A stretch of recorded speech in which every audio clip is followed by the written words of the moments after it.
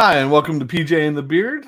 This is our 19 conversation series, and this is conversation number 34. Right, 34, just us today. But we got some people joining us already. Paul is in the house with his front row seat. I didn't know those were free, though. That seems a little... Oh, maybe it was still... yeah, whatever. Terry Himes, how you doing? Good to see you. Of course, Uncle Bry is popping in. There's Uncle Bry. So, I think we start with just a cool guest for the week. Yeah. Like, if you're tired of just listening to the two of us. Cool guest. We've heard your cries. Yeah. Tomorrow we got Tim Steer from Hampstead Soundworks. They make that analog signature tremolo that we showed that there was questions on the power supply. They make that. Now but we'll let Tim talk about what he does there tomorrow, but he could probably answer most of our questions. They make great amps and have some other pedals too. So it'll be I think it's gonna be interesting to find out more about them because they are kind of based in the UK, I guess. And yeah, I don't know that I've ever seen one of their amps, but I'd like to. They look nice. And then on Friday we have the legend. And I knew he was a legend. And then you start reading a little bit about him, and you're like, "Oh my gosh!" I'll give you the list. Oh, I closed it. Crap. Hold on. I can give you the list that I put in the description of the video. Is either toured with or built rigs for, or sometimes both. Short list here: Warren Haynes, Trey Anastasia from Fish, Peter Frampton, Steve Lukather, Prince, Edward Van Halen, The Edge, Billy Joe Armstrong, and then the list just goes on from there. Mm-hmm. So there's this great picture out there of actually the picture I put on the JPEG for that video is the rig he built for Trey, and so about an hour from here. Yeah. Because he's over at Rock Lidditz, and if you've never heard of Rock Lidditz, we just jumped right into this. You know what I'm talking about? Yeah, Rock Lidditz. If you've never heard of that, and I'm just going to because I have the power. There's a website out there called rocklidditz.com, and so if you want to do your homework for Friday to hang out with Bradshaw, I'll put that in the thing. So here's Rock Lidditz. Here's their website. And this is, there's the hotel, the campus. Can I just put this in perspective real quick? This is literally in Lancaster County, Pennsylvania. Amish country, right? Amish country. Now, when you're in Lancaster, you're an hour and a half from Philly, okay? But this is literally if you went to visit Rock Lidditz, you would probably pass some horse and buggies for sure. Right. So this is Rock Lidditz. Yeah. Pod 2, Pod 3, Pod 4, Pod 5, Pod 18, the studio, hotel. So that's the hotel. Just to give you kind of an idea of how big Pod 2 and Pod 1B and these places are, that's the hotel. There's Pod 3.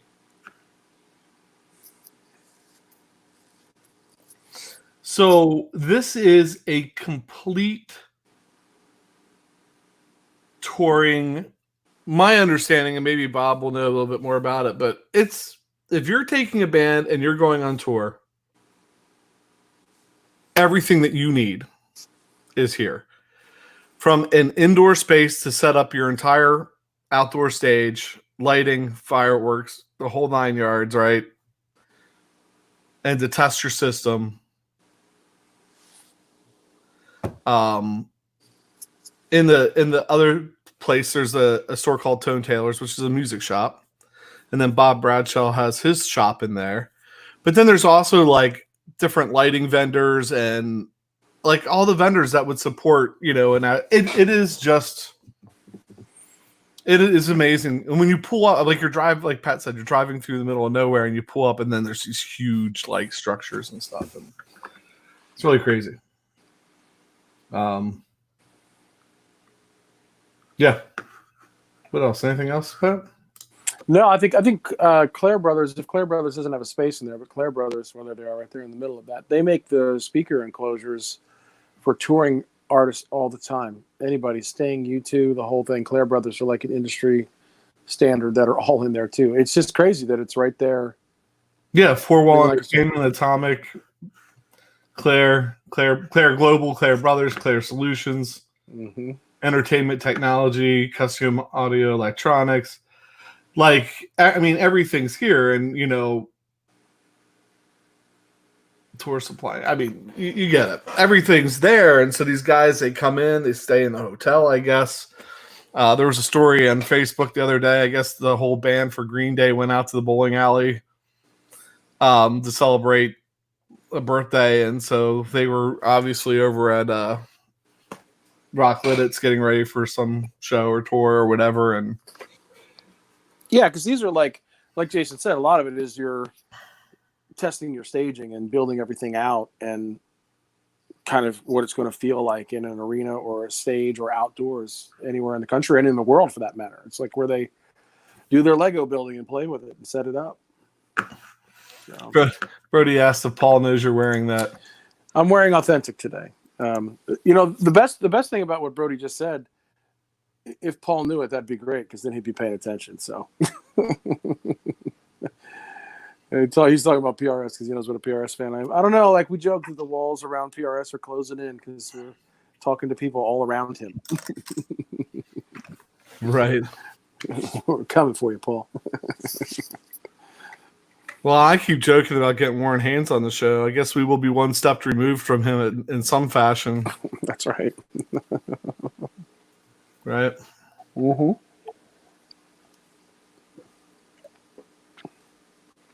Yeah, Brian, me too. Yeah, it's kind of interesting. I will tell you, back in the early 90s when U2 was doing the Zoo TV tour, they rented out Hershey Stadium, which is it's a smaller outdoor venue here, but we get national acts all the time. But they basically did what they do in Rock Lidditz now. They did in Hershey Stadium. They set up for like a week, put everything up. The band was there, and they did like a free concert as a dress rehearsal in Hershey Stadium. But now they can do that and just have it enclosed and probably more private and a little less, conspicuous that they can get in and get out and do that, unless they go to a bowling alley and people out them. But yeah, I mean, it's a pretty crazy place, and I guess it's weird because it positions that music store, Tone Tailors, in kind of a unique position because right, they're going to have guys that are getting ready to go out on tour coming in, but I wouldn't think that those guys would be enough to support. Right. That's the weird thing. Like, how does all that get? Because there's money being spent down there to build up all those. And we're hoping to maybe get someone from Tone Tailors on. We have a couple connections there that might work out to kind of find out their backstory of how did you wind up like in the musical mecca of the East Coast? Good move on their part. Yeah, it's a neat place. It kind of reminds you like the stories you hear about Google and how, just from the way the inside's set up and the very kind of, there's like a little food place and there's it's cool. Yeah, Paul Ewing saying, I can only guess anything needing to be done there is so efficient that time versus money makes it affordable. So, yeah, I mean, you're in a place where it's not super expensive with everything around, and you're not far from Philly or even New York City at that point, and Washington, D.C. Interesting. Yeah, Brian Landreth is saying he's worked with production companies doing lighting for outdoor things, but never on the road. Yeah. But that's the story that Bosco was talking about, doing lighting for Brooks and Dunn. Mm-hmm. He went out and did that. So yeah, it's interesting. I mean, it's interesting. But I mean, besides how cool the place is, mm-hmm. which got and we can find out from I want to say Bob. Well, Bob, we can find out from him what brought him from LA. Mm-hmm. A little bit more maybe on that why that was a good move for him, but right. Somebody did say he's legend. Yeah, I mean he is. He's legend. I mean yeah. If you want to know, if you have a question about putting a pedal board together, I can't think of a better person to give you advice on it. Yeah, it's gonna be an interesting conversation because just from who I saw using his stuff initially, it was a lot of times when people were using the refrigerator racks, right? And that was a way to tie that all together. And maybe in the beginning there were some pedals patched in there now, but now you look at some of the Bob Bradshaw stuff and it's probably as much or more pedals kind of tied together with his controller than, refrigerator rack stuff. Not to say that there's not some, but it's amp switching, it's everything all right there in front of you. Brian said, please don't limit him to just an hour.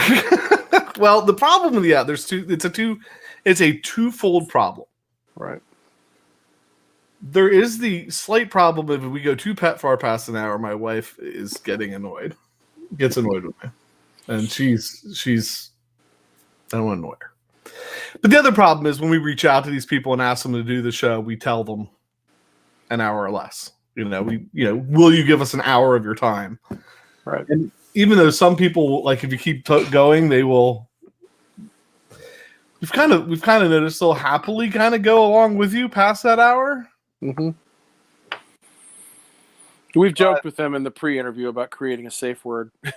Right. They'll for appearance sake, they'll happily go, but they are appreciative when you stop it at an hour, I guess. We've gone 9, 10, maybe 15 minutes over one time. And right. we can also kind of tell, too, like when that extra 10 or 15 minutes has passed and we go not being live anymore, how long do they stay around and chitter chat with us? Because sometimes it's like, all right, peace out, click. And other times it's like, all right, we're going to talk some more. Yeah, so. Sometimes when we've gone past the hour, they're leaving the stream before we even get the stream ended. So, yeah. I don't know. And I appreciate that. Like if you tell them, when people give up an hour, I don't want to push them too much. So right. I get what you're saying, Brian. I get what you're saying, Yeah, you could go a whole hour with stories and probably not even talk about technology. Talking about interacting with people on that list and situations he's found himself in and places. And so, I guess the third part of that too is like Pat and I really want to build the relationship with these people where, there's the ability to circle back around with them sometime.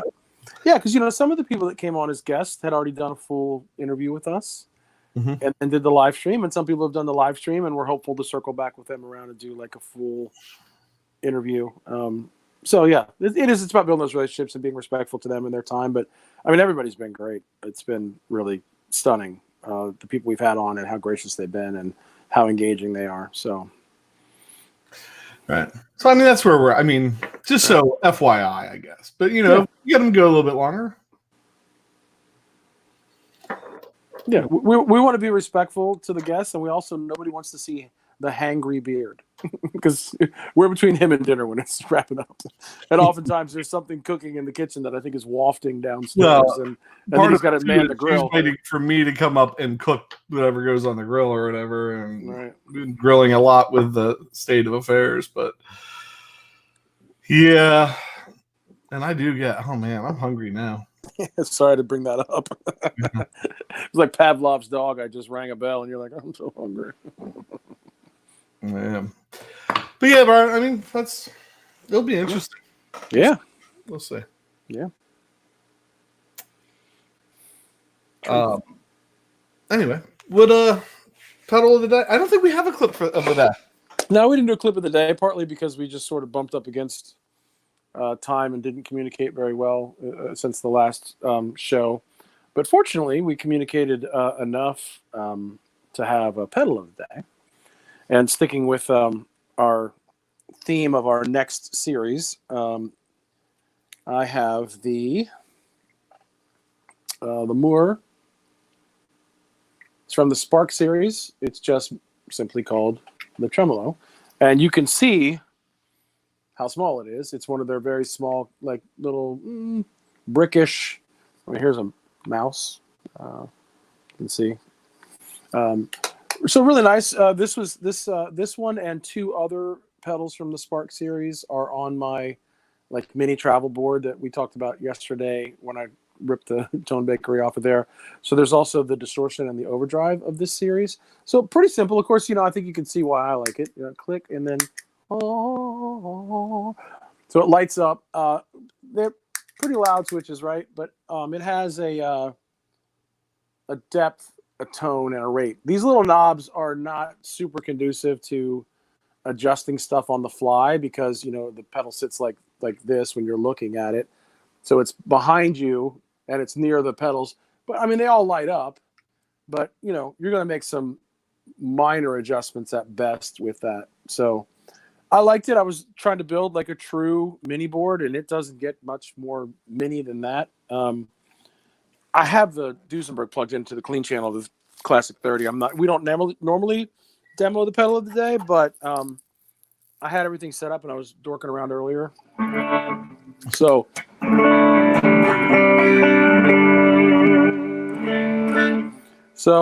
here it is.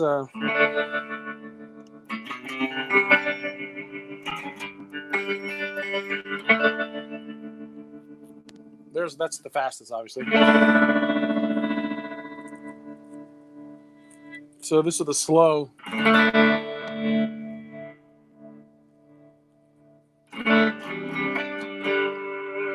I like the flange setting that it has. Yeah. We call that the StreamYard filter. It's a really. I modded the pedal. Somebody, oh my gosh, JHS or somebody should do that. They should make a pedal called the streaming filter. Right. That adds a underwaterish flange kind of sound to your signal because. Last thing, because I can.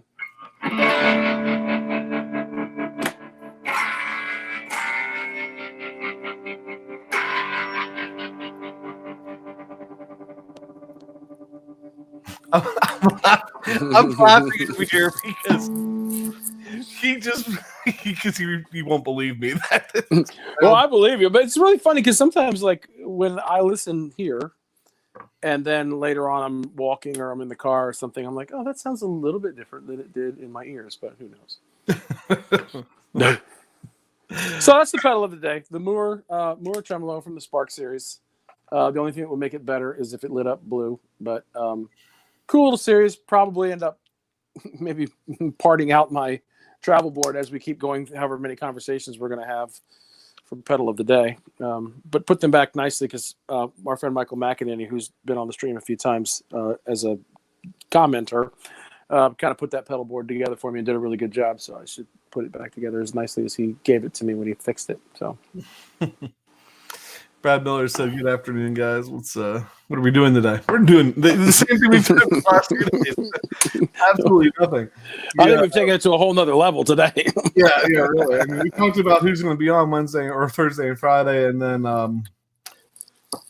we're done. We'll ramble now for a couple minutes. Ramble on. Paul said you can't get much better than the Hammond 1590B box. Yeah, those are, especially if you're doing like, I think that's about the same size box that I hold. Well, no, you don't have to hold it up again. Well, it's unplugged, right? I think that's about the same size box I made the switches out of.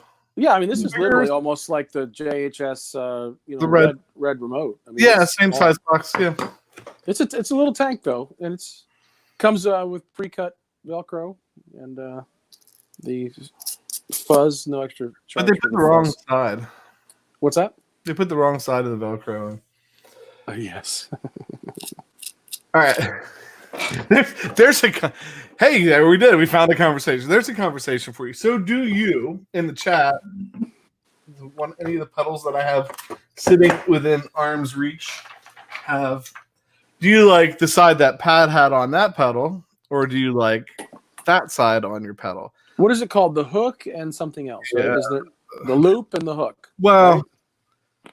So I mean, this can get in a whole thing because the pedal show guys, they use like the stuff that's kind of like a hook on both sides, I guess, was the dual lock stuff. Okay. And then they just put little corners on.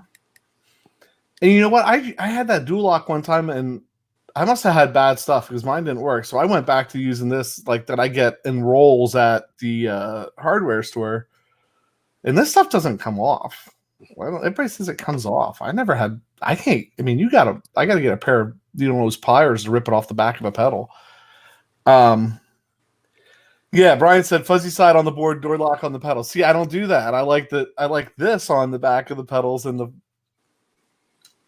So is yours the smooth or the fuzzy side? What do you got there? I got the fuzzy side on the back. For one, it doesn't pick up as much dog hair and stuff. So this is. This feels this is pretty Brillo padish. Right. This would stick to that. So yeah, interesting. Brad Miller says he doesn't use the Velcro. It doesn't stick in the Florida heat. I have adjustable straps. Right. Sean's right too. Sean said you had carpet for your board. So I actually have a pedal board in storage with cases. That's huge. It's like it's huge. It locks. It has like, like you would have like on a road case lock. You open it up. It's huge. And it's all covered in like rat carpet. So you don't have to put Velcro down. You just put yeah, I think my first pedal board was like that. I got it from a friend, and it basically was like Berber carpet for the most part, as the base. If you could only ask an expert like Bob Bradshaw. So, Mr. Bradshaw, would you do something like this? And he'd be like, no, I built a switcher. So the only time that I would agree with, like the pedal show guys, their little the four corners. I got a little carried away on the Velcro I put on the back of the Hughes and Kettner Rotosphere. I put 2 strips across the whole thing and then put the. Let me just tell you, getting that off the pedal board, I had to start like folding a piece of newspaper and putting it on the pedal board. So when I put it down, only 2 parts were going on it. Getting that off the pedal board was a train wreck. But I hate how the stuff he has, especially with having a golden retriever, and you set it on the floor, it starts to fill with dog hair and other detritus. So Pete's saying he likes to use the hook on the pedals so that if you do find yourself in a carpet situation. Oh, okay. That makes sense.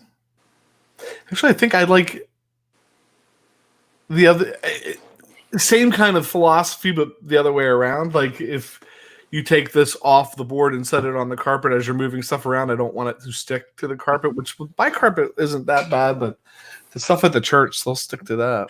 Yeah, the church is more like kind of an industrial, kind of Berberish, like stick on squares. Yeah, and yours is a little more shag, baby. And then there was one other gripe. Other thought that I had when I was thinking about what we could talk about. So we hit 1,000 subscribers. Yes. Which is cool. And YouTube approved, the what's it called? The partner program for us, which is really cool too. Like right away. Yeah, pretty. It normally they say it takes longer than that, but it went through pretty quick. So, we've never really looked at like monetization or any of that stuff before. I mean, I've obviously watched people griping about getting copyright hits and losing monetization or whatever. Not that really matters for us, but copyright hits, we never really have had any. We've had one episode where we got a copyright hit on it.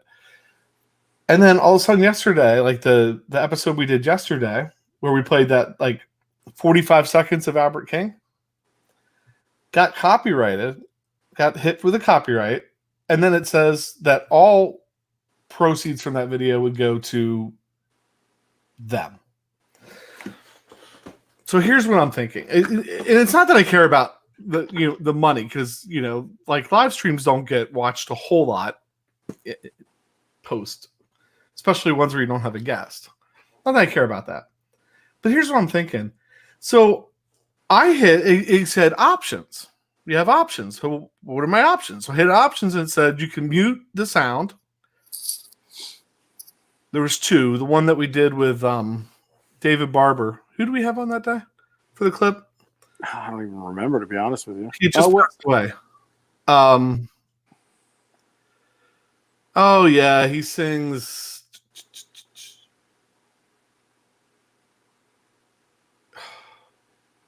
He just passed away. I'm drawing total blank. Sorry.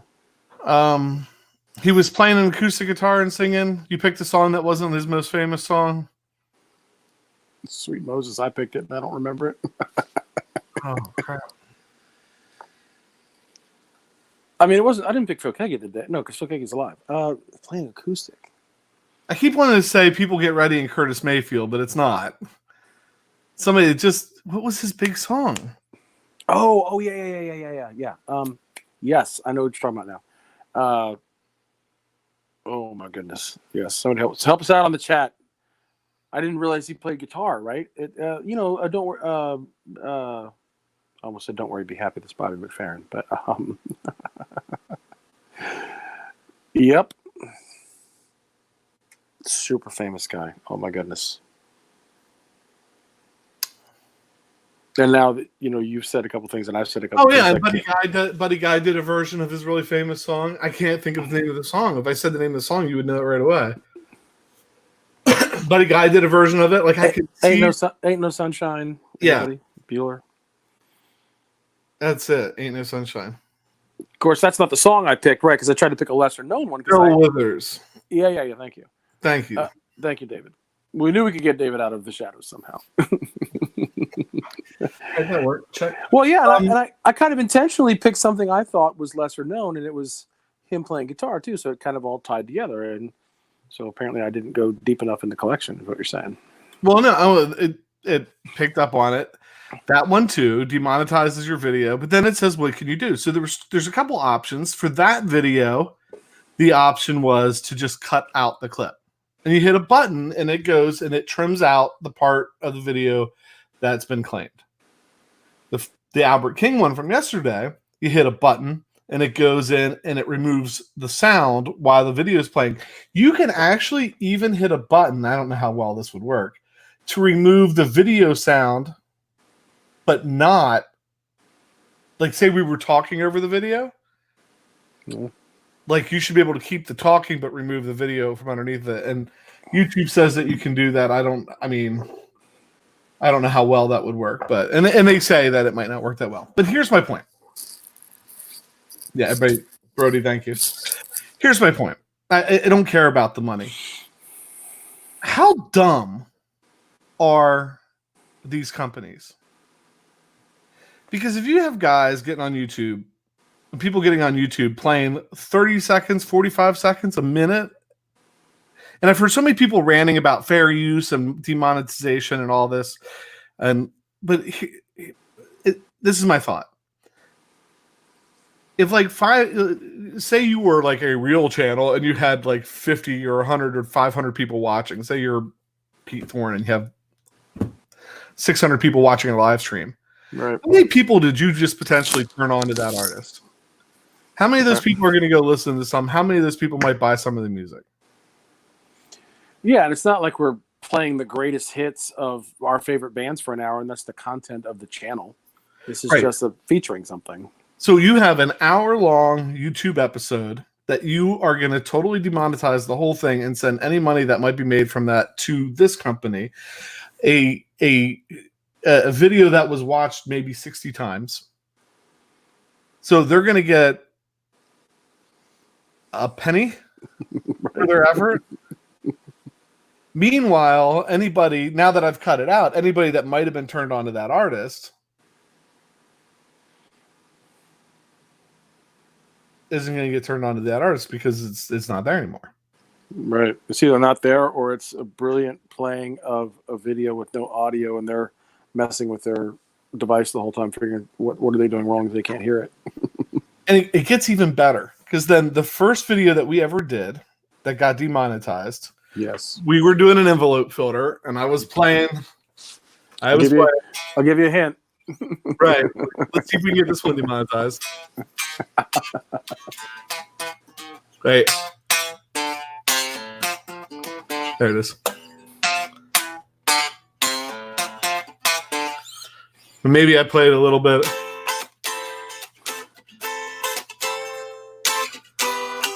And it picked up on that and was like, oh, you're playing whatever that song is by these people. And it put a block on a copyright claim on it. Right. So here's a band. Here's a band that for the entire career of the band, the main guy says, once I play the music, I'm done with it and you can have it. And allows tapers to come into their concerts and tape all of their concerts and distribute all of those tapes. And to help you all out, in case you don't know, they have a Ben and Jerry's flavor named after said person. Right. So they freely give their music away and allow tapers, but now they got guys on YouTube copyright claiming things like that. Right. So once again, here's a video where somebody's talking about a band, giving props to the band, talking about how they use a piece of gear, pushing you to go listen to it, but you want a copyright claim on it. And I mean, I'm not really talking about us. There's a guy that oh my gosh, the name of the channel. Somebody will help me out. He has this channel where he teaches guitar and he like looks at videos of bands and breaks down songs and shows people how they're done and stuff like that. And he was doing a whole bunch of Grateful Dead videos, and then he started doing Fish videos, and Fish came and slammed him on all of it. And the same thing. Here's a guy that's out like really promoting the music and pushing it's like free advertisements. Like what Dave said yesterday when somebody like Fender sends us a set of pickups to put in a guitar, or they send us a set of pickups for free to put in a guitar so we can make a video and, you know, thousands of people watch it. I mean, somewhere, you know, the best video on our channel is maybe 20,000 views right now. Right. Yeah, so, it's weird. Well, and I think the other one that we probably can't get into all the details was even stranger about, you know, channels not considered appropriate for all because of something that happened on that episode that I don't think you can even pin down to exactly what it was. Right? Is that true? Say it again. I'm sorry. I was saying that like the other one is even more unique in the sense that I think our channel says the content is not appropriate for all, and it referenced maybe an episode or something, but it didn't really say what was said or didn't. That was a different thing. This is interesting. Guys will like this. Let me find it. So monetization is limited. This video is running limited or no ads due to content identified as not suitable for most advertisers. And it's the video that we did with the interview we did with Hack.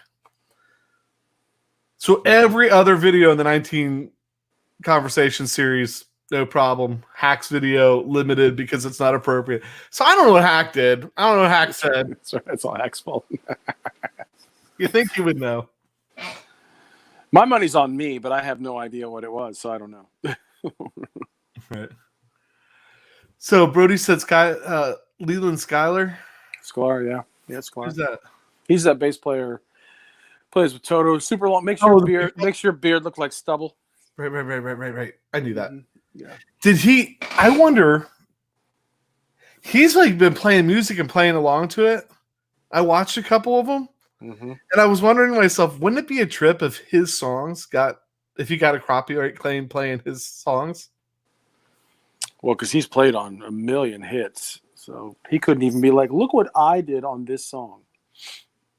Brad Miller's most likely because Hack was talking about Kiss. Yeah, it's interesting. It's things we're gonna have to navigate. You know, it's certainly not all about the money, but you kind of hope, like, oh my gosh, if you make it, you know, if you can buy yourself a little Starbucks, you know, once a month or something or whatever, But to kind of lose out on that opportunity for kind of strange little things, and well, I just think it's more than that. I think it's if you look at maybe the music scene today, and most of the time, a lot of times, the people I watch anyway, we're talking about old records and old bands, and like keeping some of that alive and keeping some of that going. All right. You're getting to the point. I mean, it used to be people were teaching songs. You could tune in and you could learn a song learn how to play your favorite Led Zeppelin song, but now they're getting copyright hits on that kind of stuff. And you could argue like the ethical part, fair use part, and all that all you want, but the bottom line is, like, if you put a video out teaching people how to play a song, they're probably going to go download the song so they can listen to it. Right. Or listen to other things from the same band. Or go like, wow, I really like that. Let's go find out what.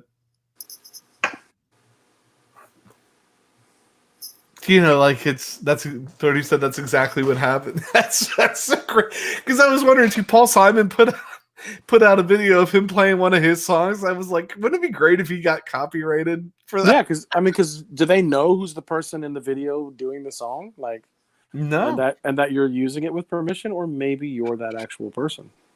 Right. It's interesting. I don't know. I mean, there's an upside, right? We know a lot of people in the business that try to do this for a living, and certainly the way that they're compensated has changed drastically over time.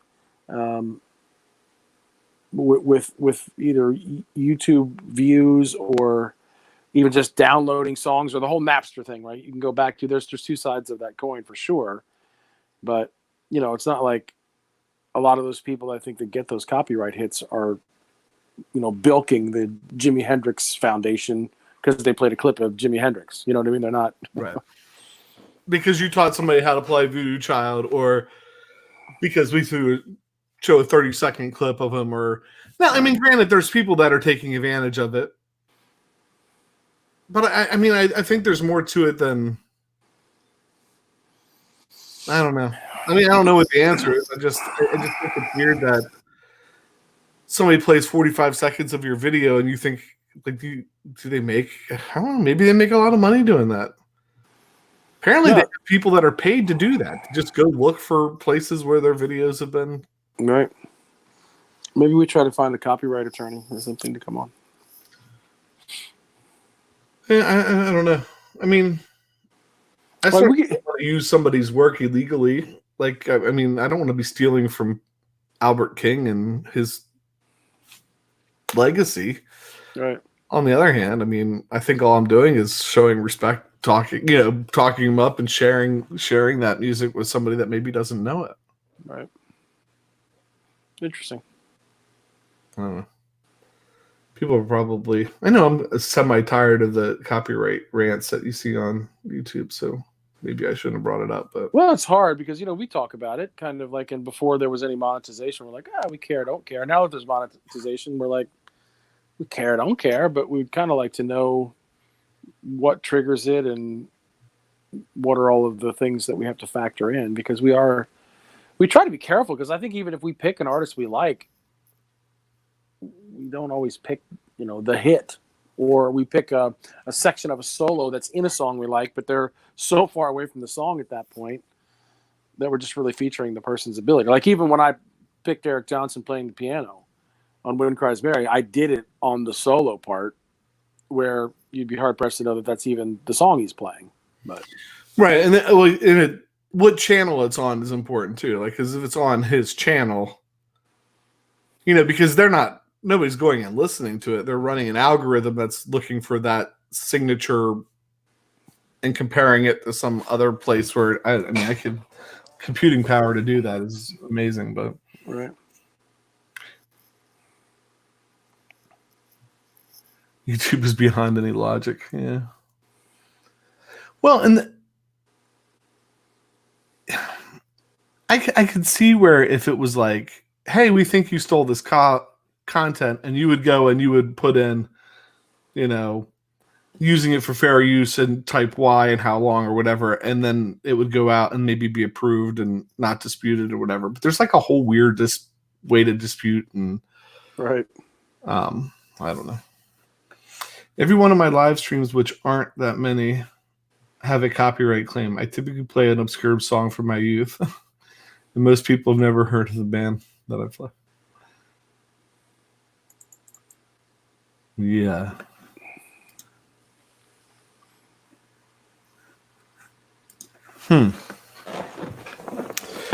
Every single one of them, Brad. Well, these were things that we don't really know about because that's not why we got into the YouTube game per se. Not to say that we wouldn't want it to be something fun that's a little bit of a side hustle that might generate some income, but that's not why we did it. So it's not like we learned all the ins and outs of YouTube, soup to nuts. We're just like trying to be good citizens of the YouTube world, which is strange sometimes, but yeah. So Leland Sklar is saying it might have been the record company. Brad, what's Brad's YouTube channel? I should probably know that. If he's doing live streams, I just want to make sure that we can mark that so maybe we can pop on and hang out with you. Right. And make sure you don't make any money. Make sure that we say something. Talk about Kiss so you get demonetized. That's right. King is in Satan's service. Pull a hack on you. That's right. We'll hack up your channel. Oh, my. So we figure we could say whatever we want about Hack because it's about 12 minutes before he's going to log in, so we can. Oh. So anyway, yeah, that was definitely not. If there's an absence of a script for sure, but there definitely, if we were to write a script, I don't know that would be one of the ones where it'd be like, hey, let's talk about that. You know, it's weird, too, because it used to be on the live chat. Maybe you guys that know more about live chats than us, you used to be able to, like, you see somebody type something in on the live chat, you could click on the 3 dots next to their name and go to their channel. But I haven't seen that in a while. I haven't been able to do that. They might know what happened to that? Why you can't go to people's channels from the live chat anymore? Is that a change? Or did I have a setting messed up? Pretty soon these are going to turn into YouTube clinics for us. Yeah, YouTube tutorials. Right.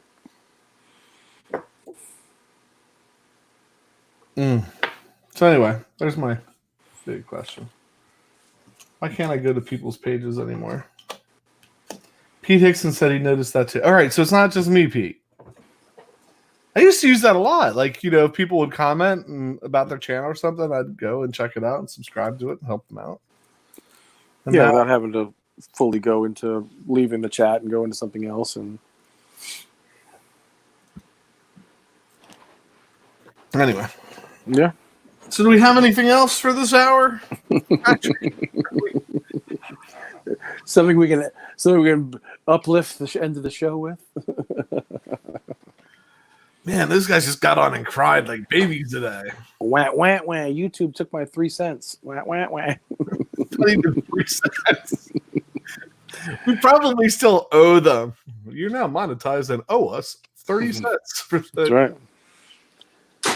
Well, at least if we get copyright strikes, it's going to go to the people that we were trying to perpetuate their music anyway. Yeah, I wonder how much of it would actually get to them. Albert's probably not buying a new Volume V with it at this point. Well, I have some experience in fundraising, so maybe somewhere we'll put up like a donor wall and we'll list all of the places that we've contributed to. We don't have to say how much. We'll just create a giant donor wall. He contributed to such and such records for yes. half of Albert King. The Jimi Hendrix Foundation, the Grateful Dead.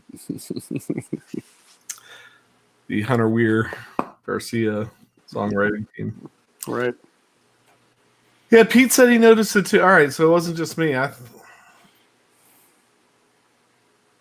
He said it was a recent thing, maybe a couple weeks ago. YouTube and Google do stuff like that. They'll have features that you like that work, and then all of a sudden they'll pop out. Yeah, we're apparently in the wrong focus groups. Oh, look at us.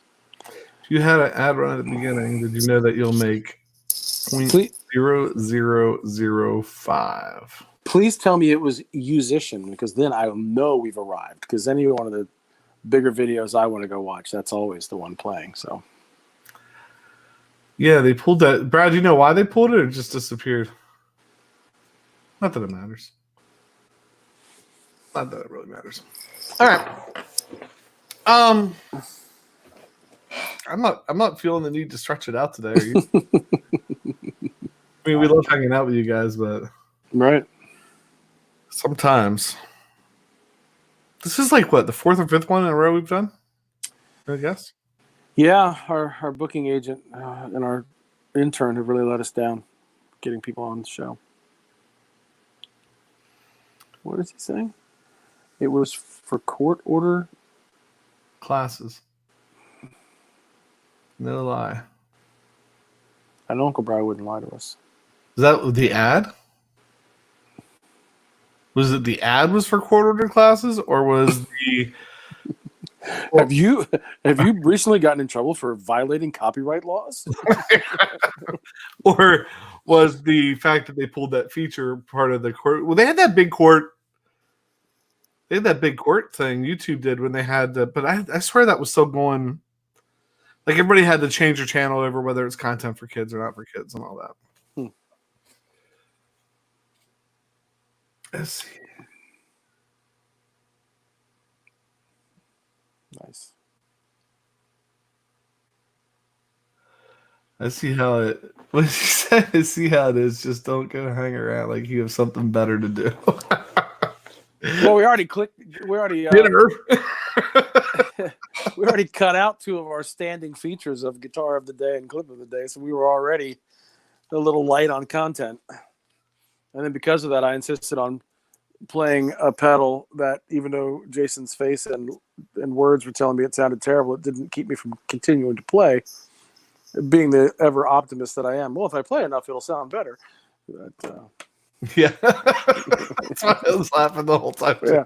Does he think this sounds better? It's like a lactose intolerant person eating ice cream. This time, it's going to be different.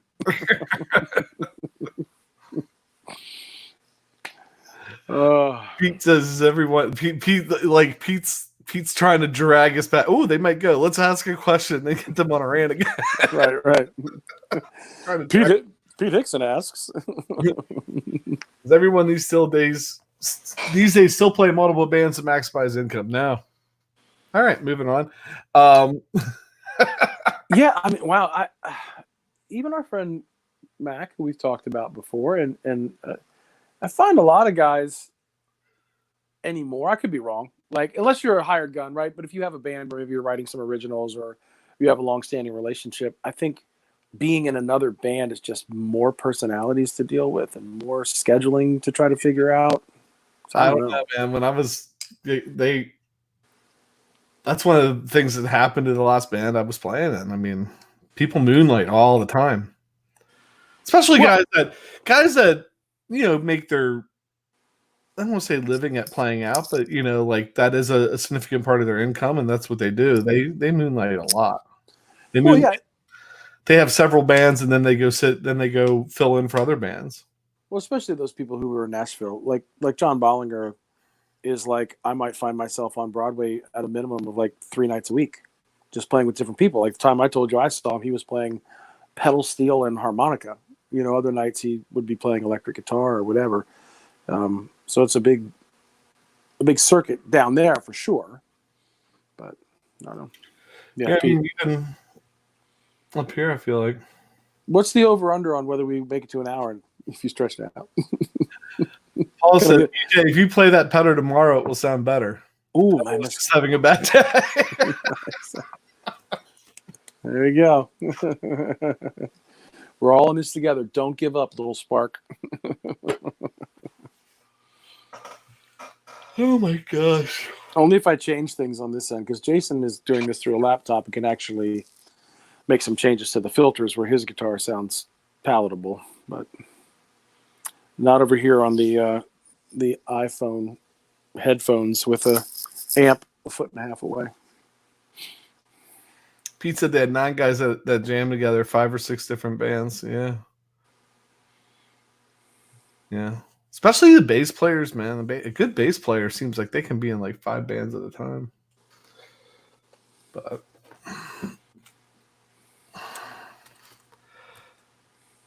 yeah, a lot of people moonlighting. I kind of feel like, depending on where you live, are there enough venues to support a lot of bands? I feel like live music is not what it used to be, for sure. Well, I think that in some regards, darn you, Pete Hickson. Mm-hmm. In some regards, that's why people here are in so many bands. So I can think of 2 people in particular that actually live pretty close to us that they had a band, right? So they had this band that they put together that's doing like the Antler circuit and playing music for that. Then they wanted a blues band, so they put another blues band together. Much the same people, 1 or 2 different people maybe in it. Then they decided, wouldn't it be fun to do an Allman Brothers cover band? So they put a band together to do an Allman Brothers cover band. And I think they might even have one other thing, but they have, at any given time, they have at least 3 to 4 bands. It's a husband and his wife. They're both in it. Mm.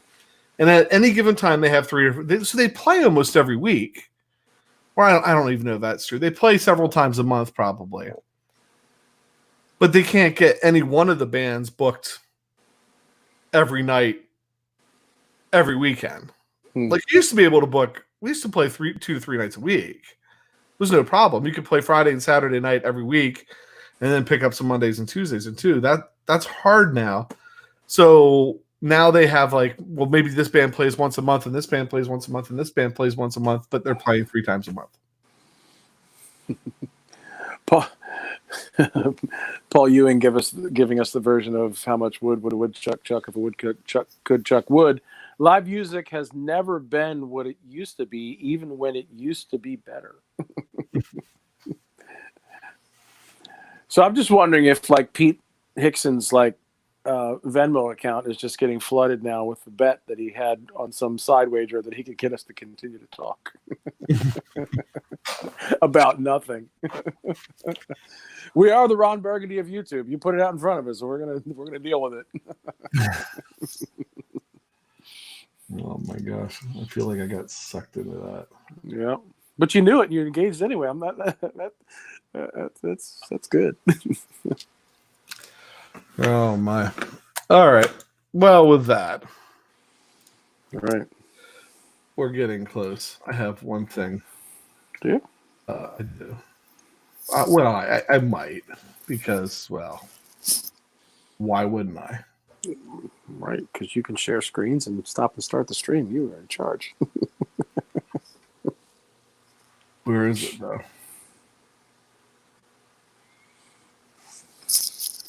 All right.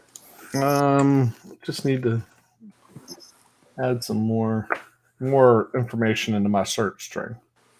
Oh. Anybody want to hear the tremolo pedal again while we wait? Anybody hear some underwater music from like Aquaman's den?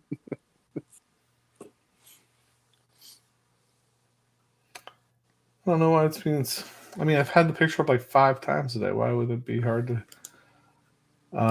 Let's try this.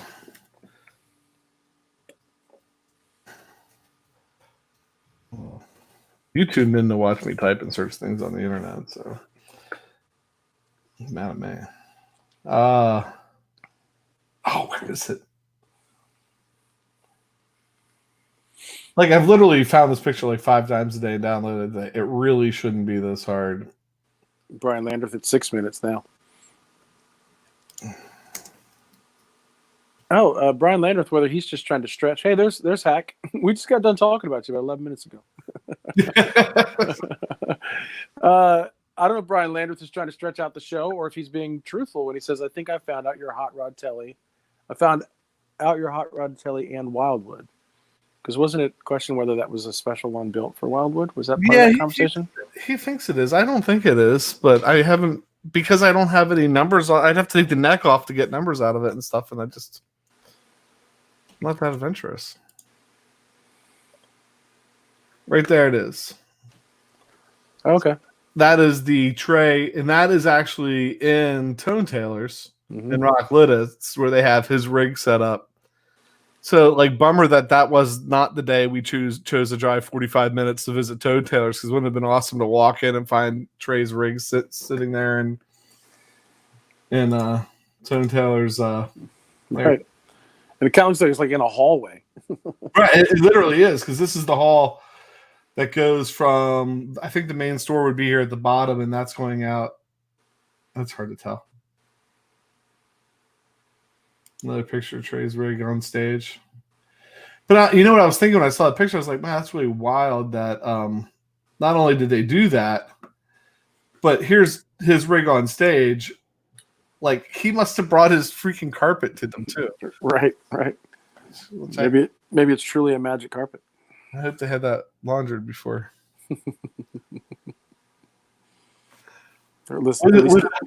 Pax said, what did I do now? We were talking about like videos that we're just learning about videos that get demonetized. And the only video that we have that has an ad suitability. Oh, this is great. No, I'm lying. We have two videos that have an ad suitability on it, because I just went back to look to see what that was called. Hacks was the only one we had, and now the one that we're doing right now has it too. My goodness. Probably because he popped in. Right. He's on some kind of watch list. We were joking. We were like, wonder what Hacks said on that. That everybody said maybe it was Kiss. He was said maybe you're talking about Kiss, and I mentioned Kiss and said Kings and Satan's Service, so maybe it was me. That's great. All right, that's it. You sure it's only like 3.5 more minutes? We're wrapping up early. I can go a little longer.